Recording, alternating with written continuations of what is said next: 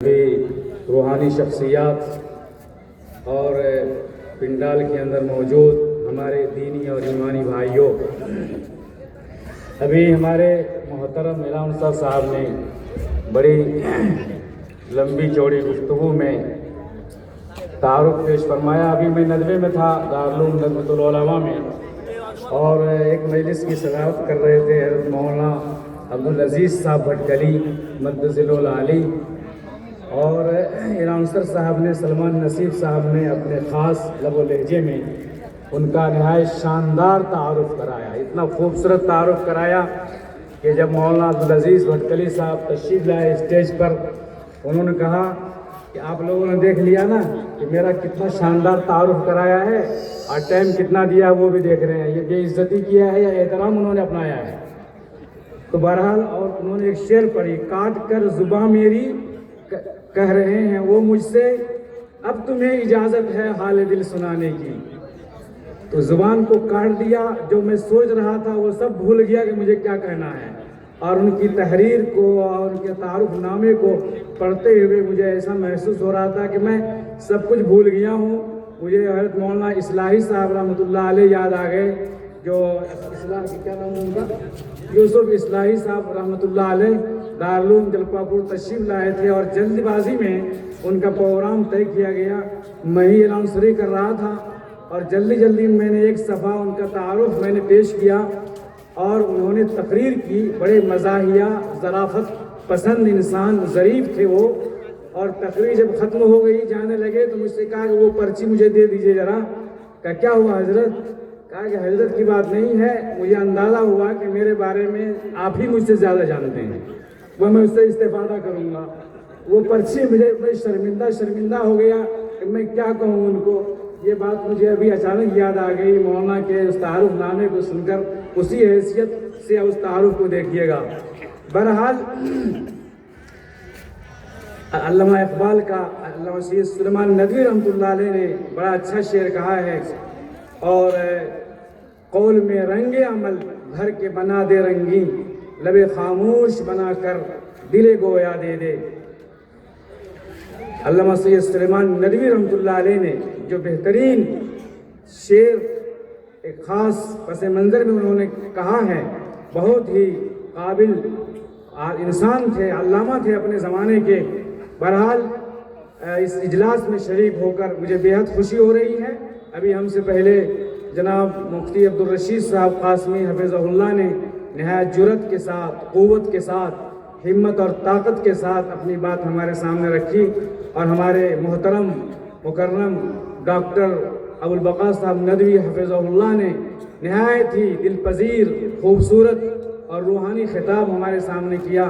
یقیناً یہ وہ خطاب ہیں، وہ تقریریں ہیں جو نقش دل پر لکھنے کی ہیں۔ اللہ تعالی ہمیں ان تقریروں پر عمل کرنے کی توفیق عطا فرمائے۔ ہمارے نوجوانوں نے یہ جلسہ سجایا، اتنا خوبصورت جلسہ، اتنا شاندار جلسہ، اور اتنے لوگ یہاں تشریف لائے ہیں۔ یقیناً یہ نوجوان قابل تعریف ہیں اور قابل داد ہیں کہ آپ نے شب و روز کوشش کے بعد اتنا شاندار جلسہ آپ نے سجایا ہے۔ یقیناً اللہ تعالیٰ آپ کو اجر عظیم سے نوازے گا۔ حدیث شریف میں فرمایا گیا کہ عمل کا دار و مدار نیتوں پر ہے۔ آدمی اخلاص کے ساتھ اللہ کی رضا کے لیے، اللہ کو خوش کرنے کے لیے چھوٹا سا بھی کام کرتا ہے، اللہ تعالیٰ اس عمل کو قبول فرما لیتا ہے، اللہ تعالیٰ اسے ترقی عنایت کرتا ہے۔ لیکن جو کام اللہ کے لیے نہ ہو، اللہ کی رضا کے لیے نہ ہو، اللہ کو خوش کرنے کے لیے نہ ہو، بڑا سے بڑا کام اور بہت ہی اونچا کام دنیاوی اعتبار سے اگر ہو، لیکن اس کے اندر خلوص نہ ہو، اللہ کی رضا نہ ہو، اللہ کی محبت شامل نہ ہو، تو پھر اس کام کی حیثیت پرے کاہ کے برابر بھی نہیں ہوا کرتی ہے۔ اللہ تعالیٰ ہمارے ان نوجوانوں کو اخلاص عطا فرمائے، اللہ تعالیٰ ہمارے ان نوجوانوں کے جذبات کو قبول فرمائے۔ ان نوجوانوں نے گویا کہ یہ ثبوت دیا ہے کہ معاشرہ انگڑائی لے رہا ہے، معاشرہ زبردست تغیر کی حالت میں ہے، معاشرہ بدلنا چاہتا ہے، معاشرے کے اندر بارود بھڑک رہا ہے، اس کے اندر ماچس کی تیلی لگانے کی ضرورت ہے۔ یہ نوجوان سدھرنے کے لیے، یہ نوجوان بدلنے کے لیے تیار ہیں۔ آج اگر جو چند اس گاؤں کے نوجوانوں نے یہ طے کیا ہے کہ سماج کو بدلنا ہے، سماج کو ٹھیک کرنا ہے، یہ سارے نوجوان اگر ٹھیک ہو جائیں، عہد کر لیں کہ مجھے بدلنا ہے اور سماج کو بدلنا ہے، ماحول کو بدلنا ہے، مجھے خود بدلنا ہے، یہ پورا سماج اور معاشرہ ایک دم سے انشاءاللہ بدلے گا اور روحانیت محسوس ہوگی۔ علامہ اقبال نے آپ ہی جیسے نوجوانوں کو دیکھ کے کہا تھا، کبھی اے نوجوان مسلم تدبر بھی کیا تو نے، کبھی اے نوجوان مسلم تدبر بھی کیا تو نے، وہ کیا کردوں تھا تو جس کا ہے ایک ٹوٹا ہوا تارا، تجھے اس قوم نے پالا ہے آغوش محبت میں، کچل ڈالا تھا جس نے پاؤں میں تاج سرے دارا۔ آپ کو معلوم ہے کہ صحابہ کرام رضوان اللہ علیہم اجمعین جنہوں نے حضور کے ہاتھ میں اپنا ہاتھ دیا تھا، ان کے ہاتھ پر بیعت کیا تھا، جنگ بدر کو فتح کرنے والے، جنگ احد میں لڑنے والے جو صحابہ کرام تھے وہ سب نوجوان تھے۔ تاریخ آپ پڑھیں گے تو پتہ چلے گا کہ 20 سے لے کر کے 30 سال کے نوجوان تھے جنہوں نے جنگ بدر کو فتح کیا، جنگ احد میں اپنی جان کا نذرانہ پیش کیا اور ایک انقلاب برپا کیا۔ ایسا انقلاب جو صرف مکہ میں نہیں، ایسا انقلاب جو صرف مدینہ میں نہیں، ایسا انقلاب دشت تو دشت ہیں، دریا بھی نہ چھوڑے ہم نے، بحر ظلمات میں دوڑا دیے گھوڑے ہم نے۔ آپ وہ نوجوان ہیں، آپ طے کر لیں تو دنیا بدلے گی، انقلاب آئے گا، تبدیلی آئے گی، تغیر پیدا ہوگا۔ آپ کو طے کرنے کی ضرورت ہے۔ دنیا میں جو بھی انقلاب ہوا ہے، چاہے جلد بازی میں انقلاب ہوا ہو، چاہے دیر پا اور دور رس انقلاب ہوا ہو، دنیا میں جتنے انقلابات ہوئے ہیں ان نوجوانوں نے وہ انقلاب برپا کیا۔ آج گھسٹی اور ہری نگر گاؤں پالیکا کے نوجوانوں نے یہ عزم کیا ہے، یہ ہمت کیا ہے۔ آپ طے کرنا انشاءاللہ، کل سے اگر آپ کل تک شراب پیتے تھے، آپ اپنے لبوں سے شراب کو دور کریں گے۔ خوبصورت پیغام لیا گیا ہے، دور کریں گے انشاءاللہ۔ جلسہ کا مطلب ہوتا ہے بیداری۔ اچانک مجھے ایک علمی لطیفہ یاد آیا، میں نے بہت سارے جلسوں میں یہ بات میں نے کہی ہے اور اس مناسبت سے مجھے اچھا لگ رہا ہے کہ میں اس نقطے کو یہاں بھی پیش کروں۔ جلسہ کہتے کس کو ہیں؟ جلسہ کے کیا معنی ہے؟ جلسہ بیٹھنے کو کہتے ہیں، جلسہ کے معنی ہوتا ہے بیٹھنا، اور عربی میں ایک اور لفظ ہے قعدہ، قعدہ کے معنی بھی ہوتا ہے بیٹھنا۔ قعدہ معنی بیٹھنا، جلسہ معنی بیٹھنا، اور جہاں بھی پروگرام ہوتے ہیں سب جلسہ ہی اس کا نام ہوتا ہے۔ میں نے سوچا کہ یہ قعدہ اس کا نام کیوں نہیں رکھا گیا؟ جب جلسہ کا معنی بیٹھنا اور قعدہ کے معنی بیٹھنا ہی ہے تو کہیں پر کوئی نہیں لکھتا ہے قعدہ اصلاح معاشرہ، سب جلسہ اصلاح معاشرہ لکھتے ہیں۔ آخر کیوں ایسا ہوتا ہے؟ تو اس کا جواب مجھے سالوں کے بعد مرقات المفاتیح کے اندر مشکات المصابیح کی جو بہت ہی معروف و مشہور شرح ملا علی قاری رحمۃ اللہ علیہ کی ہے، جب میں باب و اثبات عذاب القبر پڑھا رہا تھا تو وہاں پر ایک حدیث آئی جس میں یہ جملہ ہے کہ جب میت کو قبر میں اتارا جاتا ہے تو 2 فرشتے آتے ہیں اور فرشتے اس کو بٹھاتے ہیں، تو وہاں پر حدیث کے جو الفاظ ہیں فَيُجْلِسَانِهِ، 2 وہ فرشتے اس کو بٹھاتے ہیں، یعنی سوئے ہوئے انسان کو جب دھکا دے کر اور سہارا دے کر بٹھایا جاتا ہے تو اس کا کہتا ہے فَيُجْلِسَانِهِ، اس کو کہتے ہیں جلسہ، بٹھاتے ہیں۔ ایک اور واقعہ انہوں نے اسی ضمن میں ذکر کیا ملا علی قاری نے، نضر بن شمیل رحمۃ اللہ علیہ کا، جو مامون کے زمانے کا بڑا ہی دور رس، بڑا عالم، بڑا دانا، بڑا ادیب اور بہت ہی صاحب بلاغت بلیغ وہ آدمی تھا۔ اس نے وہ ایک دفعہ مامون کی مجلس میں آیا، مامون نے کہا اجلس، یعنی بیٹھ جائیے، تو نضر بن شمیل نے کہا ما انا بنائم حتی استيقظ، میں سویا ہوا نہیں ہوں کہ میں بیٹھ جاؤں، ما انا بنائم استيقظ، میں سو نہیں رہا ہوں کہ میں بیٹھوں۔ تو مامون نے پوچھا کہ میں کیا کہوں گا بتائیے؟ انہوں نے کہا کہیے اقعد۔ بیٹھنے کے لیے قعدہ کا معنی ہوتا ہے کھڑا ہوا آدمی کو جب بیٹھنے کے لیے کہا جائے تو صحیح فصیح عربی ہے قعدہ سے اقعد بیٹھ جائیے، اور جو آدمی سویا ہوا بستر پہ تکیہ لگا کر اس کو کہنا ہو بیٹھ جائیے، اس کو کہا جائے گا اجلس۔ یہ الگ بات ہے کہ آج دونوں لفظ دونوں معنی میں استعمال ہوتا ہے، کھڑے ہوئے آدمی کو کہا دیا جاتا ہے اجلس اور سوئے ہوئے آدمی کو کہہ دیا جاتا ہے اقعد، لیکن فصیح اور صحیح استعمال یہی ہے کہ قعدہ اور جلسہ کا استعمال کہاں ہو جو میں نے بتایا۔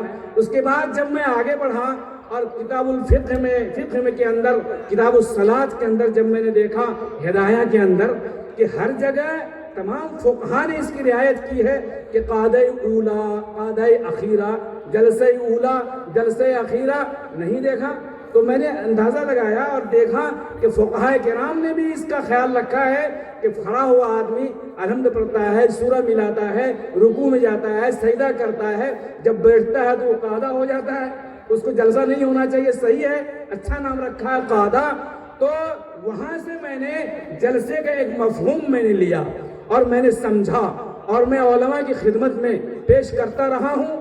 یہاں بھی بہت ہی ماہرین موجود ہیں لغت کے اعتبار سے، ادب کے اعتبار سے، میں ان کے سامنے اپنا یہ تجزیہ بیان کرنا چاہتا ہوں کہ جلسہ کے معنی ہوتا ہے بیدار ہونا، جلسہ کے معنی ہوتا ہے جگنا، جلسہ کے معنی ہوتا ہے اٹھ بیٹھنا، جلسہ کا معنی ہوتا ہے کل تک اگر آپ شراب پی رہے تھے، آپ کو کہا گیا شراب مت پیو، تو آج آپ کو شراب چھوڑ دینا چاہیے۔ اگر آپ نماز نہیں پڑھتے تھے، کہا گیا نماز پڑھو، نماز آپ نہیں پڑھتے ہیں، یہ جلسہ ہوا۔ سود لیتے تھے، کہا گیا سود چھوڑ دو، آپ نے چھوڑ دیا، تو اس کا مطلب ہوا یہ جلسہ کامیاب ہو گیا۔ یہ جلسہ آپ کو بیداری کا ثبوت دیتا ہے۔ کل تک آپ کی زندگی جیسی تھی، جلسہ کے بعد بھی اگر وہی زندگی رہی تو میں کہوں گا کہ وہ جلسہ نہیں ہوگا، وہ کیا ہوگا؟ قعدہ ہوگا۔ یہ کھڑے ہوئے آدمی بیٹھ گئے، تو یہ قعدہ بنانا ہے، یہ جلسہ بنانا ہے؟ جلسہ ہوگا نا انشاءاللہ، یعنی جو بات کہی گئی اس پہ عمل ہوگا نا، عمل ہوگا انشاءاللہ۔ عمل سے زندگی بنتی ہے، جنت بھی جہنم بھی۔ یہ خاکی اپنی فطرت میں نہ نوری ہے نہ ناری ہے۔ ڈاکٹر صاحب نے فرمایا ماں کے حقوق بتلائے، اس قدر حقوق بتلائے، اس قدر حقوق بتلائے، مجھے ڈر ہونے لگا کہ کہیں آج کے نوجوان جب گھر جائیں گے تو کہیں بیوی کو بھگانا نہ شروع کر دیں۔ ماں کی اہمیت میں بیوی کی بھی اہمیت ہے، اس کو بھی یاد رکھیے گا۔ بیوی کو بھی خوش کرنا ضروری ہے، ماں کو بھی خوش رکھنا ضروری ہے، اور دونوں کو خوش رکھنے کے لیے ٹیکنیکل بیٹا بننا پڑے گا۔ جب بیٹا ٹیکنیکل ہوگا تو بیوی کو بھی خوش کرے گا، ماں کو بھی خوش کرے گا، اور دونوں آگ پانی کو خوش رکھنا آپ سمجھتے ہیں کہ کتنے کمال کی بات ہوگی۔ اس لیے بیوی کے بھی حقوق ہیں، والدین کے بھی حقوق ہیں۔ بیوی کے منہ میں لقمہ ڈالنا یہ بھی کار ثواب ہے، اور بیوی کے ساتھ گفتگو کرنا، ہنسی مذاق کرنا یہ تک ثواب ہے۔ دونوں میں تطبیق کی صورت دی جا سکتی ہے کہ ماں کا بھی مقام ہے اپنی جگہ، بیوی کا بھی مقام ہے اپنی جگہ۔ بیوی کو مارنا، بیوی کو ستانا، گھر سے بھگانا، بیجا تکلیف دینا اور اسے طلاق دینا، یہ ظلم ہے بیوی کے اوپر، اور یہ بہت بڑی ناانصافی ہے کہ ماں کی وجہ سے اگر آدمی اپنی بیوی کو طلاق دیتا ہے۔ میرے بھائیوں اور دوستوں، دونوں کے حقوق کو نبھانا ہے۔ میں ایک دوسری بات کہنے جا رہا تھا کہ جلسہ کا مفہوم وہ بیداری کا ثبوت پیش کرنا ہے۔ آج انشاءاللہ یہ جلسہ ہو رہا ہے، ہمیں امید ہے کہ کل سے یہاں کے حالات بدلیں گے، یہاں تبدیلیاں آئیں گی اور لوگ جگیں گے اور بیدار ہوں گے۔ یہ کہنا نہیں پڑے گا کہ شراب حرام ہے، بتایا کہ شراب پینے سے کتنی بیماریاں عام ہوتی ہیں، بتایا گیا کہ سود خوری کے کیا نقصانات ہیں، اور بتایا گیا کہ ماں کے نافرمانی کرنے کے کیا کیا نحوستیں ہیں، وہ ساری باتیں بتائی گئی ہیں۔ اب ہمیں ضرورت ہے کہ ہم ان باتوں پہ عمل کریں گے انشاءاللہ۔ ڈاکٹر صاحب کے پاس جاتے ہیں، ڈاکٹر جاوید کے پاس، انہوں نسخہ دیتا ہے لکھ کر کے، 1 نمبر 2 نمبر 3 نمبر، وہ نسخہ کے مطابق اب دوا لیتے ہیں۔ دوا لا کر کے آپ گھر میں رکھ دیں تو وہ دوا نہ کھائیں، نہ استعمال کریں، نہ لیں تو فائدہ ہوگا؟ نہیں ہوگا فائدہ۔ جو باتیں یہاں کہی جا رہی ہیں، جو علاج ہو رہا ہے، جو تشخیص کی جا رہی ہے، جو دوا بتائی جا رہی ہے، اس دوا کو استعمال بھی کرنا ہے، یہ نہ سمجھیں کہ مولانا لوگ کہتے رہیں گے. یاد رکھیے جب تک تبدیلی آپ خود سے اپنی زندگی میں نہیں لائیں گے تو تبدیلی نہیں آئے گی. سوچتے رہ جائیں گے 100 سال, تبدیلی نہیں آئے گی. حضور اکرم صلی اللہ علیہ وسلم نے جو انقلاب برپا کیا تھا, جو تبدیلی لائی تھی, وہ اس قدر دیر پا اور دور رس تبدیلی تھی کہ آج تک اسلامی ممالک کے اندر اضافہ ہوتا جا رہا ہے. وہ اخلاص کام کر رہا ہے اور ان کی محنتیں رنگ لا رہی ہیں, ان کی قربانیاں رنگ لا رہی ہیں. ان نوجوانوں کی قربانی اگر آج رنگ لائے گی تو انشاءاللہ معاشرہ خوشحال ہوگا, معاشرہ بدلے گا, معاشرے میں تبدیلی آئے گی, معاشرہ گناہوں سے بچے گا. گناہ سے جو نہیں بچتا, گناہ جو کرتا ہے اور گناہ سے جو نہیں بچتا, دنیا کے اندر اس کے ساتھ عقوبتیں نازل ہوتی ہیں. لوگ سمجھتے ہیں گناہ کریں گے تو آخرت میں جو ملے گا, آخرت میں عذاب ہوگا, آخرت میں سزا ملے گی. نہیں میرے بھائیوں اور دوستو, گناہ کے نقصانات اس دنیا میں بھی ظاہر ہوتے ہیں. حدیث شریف کے اندر آتا ہے جو گناہ کرتا ہے اس کا چہرہ کالا ہو جاتا ہے. جو گناہ کرتا ہے اس کا دل سیاہ ہو جاتا ہے. جو گناہ کرتا ہے اس کی نفرت لوگوں کے دلوں میں ڈال دی جاتی ہے. جو گناہ کرتا ہے گھر میں اس کی اولاد بدماش ہو جاتی ہے, اولاد بات نہیں مانتی. آپ سمجھتے ہیں کہ اولاد نافرمان ہو گئی ہے, اولاد بات نہیں مان رہی ہے, لیکن آپ نہیں دیکھتے اپنے گھروں کے اندر کہ آپ سب سے بڑے آقا مالک کی بات کو نہیں مان رہے ہیں, ٹھکرا رہے ہیں, اپنے پالنہار کی بات کو نہیں مان رہے ہیں, ان اللہ تعالیٰ کی نافرمانی کر رہے ہیں. تو ایسے وقت میں ظاہر بات ہے اللہ تعالیٰ آپ کی بیوی کو نافرمان بنا دے گا, اولاد کو نافرمان بنا دے گا, اور آسان کام کو اللہ تعالیٰ مشکل بنا دے گا. جو تقوی اختیار کرتا ہے اللہ تعالیٰ اس کے لیے مشکل کام کو بھی آسان بنا دیتا ہے.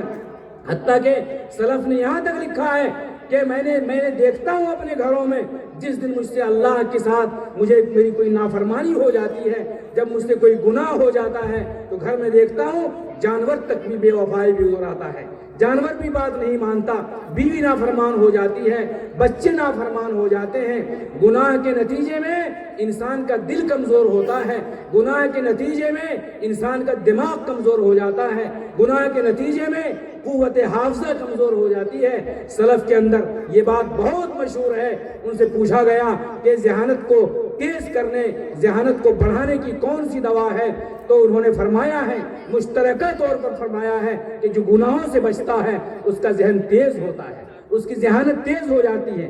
آج ہم کہتے ہیں ہمارے پاس ذہانت نہیں رہی اسلاف کی طرح سے, ہم یہ کہتے ہیں ہمارے پاس اسلاف کا تقوی نہیں رہا, اسلاف کا خوف خدا نہیں رہا, اسلاف کی محبت خدا نہ رہی, ہمارے دلوں سے وہ ساری باتیں نکل گئی ہیں, اس لیے ہماری ذہانت بھی کم ہو گئی ہے. امام شافعی رحمۃ اللہ علیہ, امام مالک رحمۃ اللہ علیہ کے پاس بیٹھے ہوئے تھے اور بطور شاگرد, بحیثیت شاگرد بیٹھے ہوئے تھے. امام مالک نے فرمایا, اے شافعی, اے محمد بن ادریس, میں دیکھ رہا ہوں تمہاری پیشانی پہ ایک نور چمکتا ہوا مجھے محسوس ہو رہا ہے. یاد رکھنا, گناہ کر کے اس نور کو ضائع نہ کرنا. گناہ کرنے سے پیشانی کا نور زائل ہو جاتا ہے, پیشانی کا نور ختم ہو جاتا ہے. گناہ کرنے کے نتیجے میں انسان بے حیثیت ہو جاتا ہے, ذلیل ہو جاتا ہے. سود کھانے والا چاہے جتنی بڑی بلڈنگ بنا لے, ایک بچہ بھی کہتا ہے یہ سود خور کا گھر ہے.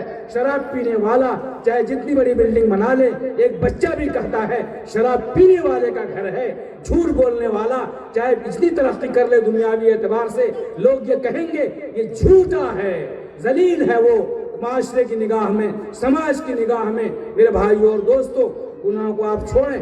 گناہ کو جب چھوڑ دیں گے اللہ تعالیٰ برکتوں کا نزول فرمائے گا, آپ کی دل میں قوت اللہ پیدا فرمائے گا, آنکھوں میں قوت دے گا, ذہانت عطا فرمائے گا, اور اللہ تعالیٰ ہر طریقے سے نوازے گا. ایک واقعہ مجھے یاد آ رہا ہے, امام حضرت عمر رضی اللہ تعالیٰ عنہ کا. حضرت عمر رضی اللہ تعالیٰ عنہ نے میدان جہاد میں فوج کو بھیجا. فوج کو بھیجنے کے بعد وہاں سے فوجی کمانڈر کا ایک پرچی آئی, ایک خط آیا حضرت عمر بن خطاب کے نام. اس میں لکھا ہوا تھا, امیر المومنین, یہاں پر فوج کی تعداد کم پڑ گئی ہے, ہم لوگ صرف 24,000 ہیں اور ہمارے فوج کی تعداد، ہمارے مخالفین کی تعداد 2,40,000، بائی روایت میں ہے 2,80,000 ان کی تعداد ہو گئی ہے۔ ہمارا مقابلہ اتنی بڑی تعداد کے فوجوں سے ہے، ہمارا مقابلہ بہت مشکل ہو رہا ہے۔ کچھ اور کمک بھیجئے، کچھ اور فوج بھیجئے۔ تو حضرت عمر بن خطاب رضی اللہ تعالیٰ عنہ نے جو زبردست جملہ لکھا، اور وہ جملہ ایسا ہے جو نوٹ کرنے کے قابل ہے۔ حضرت عمر نے فرمایا لن یؤتی مثلکم من قلۃ ولکن من تلقاء الذنوب فاحرسوها۔ اے میرے فوجی کمانڈر، یاد رکھو تمہاری طرح سے تقوی سے مزین، اخلاق سے مزین، عبادت سے مزین، خوف خدا سے مزین 24,000 کی فوج میدان جنگ میں ہے۔ اس کے سامنے ہمالیہ پہاڑ بھی آ جائے تو مجھے یقین ہے لن یؤتی مثلکم من قلۃ، تمہارے کو کم نہیں کہا جا سکتا ہے، کم کی بنیاد پر تمہاری شکست نہیں ہو سکتی ہے۔ ولکن من تلقاء الذنوب، لیکن گناہوں کی طرف سے خبردار رہنا، گناہوں کی طرف سے متنبہ رہنا، کہیں ایسا نہ ہو کہ فوج کے اندر کوئی گناہ ہو جائے اور اس گناہ کے نتیجے میں تم شکست کھا جاؤ گے۔ میرے بھائیو اور دوستو، ہم اپنا جائزہ لیں، ایک نہیں، دو نہیں، ہمارے معاشرے اور سماج میں فجر کی نماز پڑھنے والے کتنے لوگ ہوتے ہیں، کتنے لوگ ہوتے ہیں فجر کی نماز ادا کرنے والے؟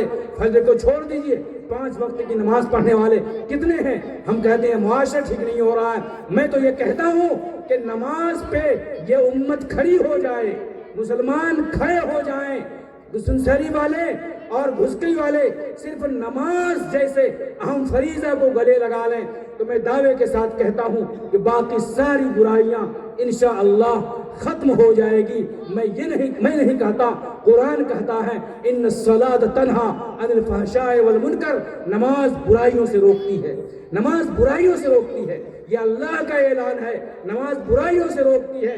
ہمارا طبقہ اکثریت، ہمارا طبقہ کا حال یہ ہے کہ ہم نماز سے دور ہیں۔ اس لیے پہلا میسیج، پہلا پیغام میں نوجوانوں کو یہ دینا چاہتا ہوں اس اسٹیج سے کہ آج طے کر لیں آپ کہ آج کے بعد سے ہمارا گاؤں، اس نگر پالیکا کا کوئی نوجوان، کوئی نابالغ، کوئی بالغ بے نمازی نہیں رہے گا انشاءاللہ۔ ہاتھ اٹھائیے، ہاتھ اٹھائیے، کون لوگ نماز پڑھیں گے؟ سارے نوجوان ہاتھ اٹھائیں۔ یہ نہ سمجھیں کہ ہم نے علماء کو بلا کر کے ہم نے علماء سے تقریر کا حلوہ لیے ہیں۔ یاد رکھیے آپ اگلی صف پہ نظر آئیں گے اور آپ مقدمۃ الجیش کے طور پہ نظر آئیں گے۔ سماج اور معاشرے میں آپ جہاں بھی برائی دیکھیں گے آپ برائی کو دور کریں گے، برائیوں کو ہاتھ سے روکنے کی صلاحیت آپ کے اندر ہے، منکر کو روکنے کی صلاحیت آپ کے اندر ہے۔ منکر کس کو کہتے ہیں؟ منکر کے معنی ہم کہتے ہیں کہ برائی، منکر کے معنی صرف اتنا ہی نہیں ہے۔ ہمارے ایک استاد نے رحمت اللہ علیہ نے فرمایا تھا کہ منکر کہتے ہیں کہ کلاس کے اندر تم لوگ بیٹھے ہوئے ہو، سارے لوگ کرتا پائجامہ ٹوپی پہنے ہوئے ہیں اور اس حال میں تو بیٹھے ہوئے ہیں، یہ معروف ہے، یعنی سب اس کو جانتے ہیں، یہی معروف طریقہ ہے، یہی خیر کا، یہی اچھا ہے، یہی بھلائی ہے۔ معروف معنی نیکی ہے، کل معروف صدقہ، حدیث شریف کے اندر آتا ہے۔ اس کو تم معروف سمجھتے ہو، اس کا ضد جو ہے وہ منکر ہے۔ مثال کے طور پر اس درجے میں کل فلاں طالب کا نام لیا، اگر وہ طالب علم ننگا ہو کر کے عقل و گوش و ہوش رکھتے ہوئے کلاس میں آ جائے تو سارے لوگوں کی نگاہ اٹھے گی، ارے یہ کیا ہو گیا کلاس میں، یہ کیا ہو گیا، ننگا طالب علم کلاس میں آ گیا ہے۔ سب لوگ کی نگاہ اٹھے گی کہ نہیں اٹھے گی؟ کلاس میں اگر ترانہ ہو رہا ہو اور ترانہ کے بیچ میں 300-400 بچوں کے بیچ میں اگر کوئی بچہ طالب علم